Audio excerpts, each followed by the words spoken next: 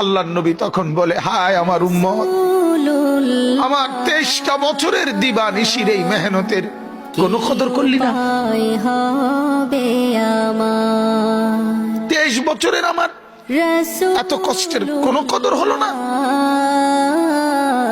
হাসরের ময়দানে নবী, দোস্ত শুনেন, হাসরের ময়দানে আল্লাহর নবী তার পিঠ দেখাবে, পিঠ, নবী তার পিঠ দেখাবে, পিঠ দেখায়া বলবে, উম্মত দেখ আমার পিঠ চালনির মতো ছিদ্র ছিদ্র করে ফেলছি। তায়েফের বাচ্চারা যখন আমার পাথর মারছে, ওই পাথরের আঘাত সইতে গিয়ে। সেদিন দেখবেন, পথের ধুলি, সেদিন বুঝবা যুবক,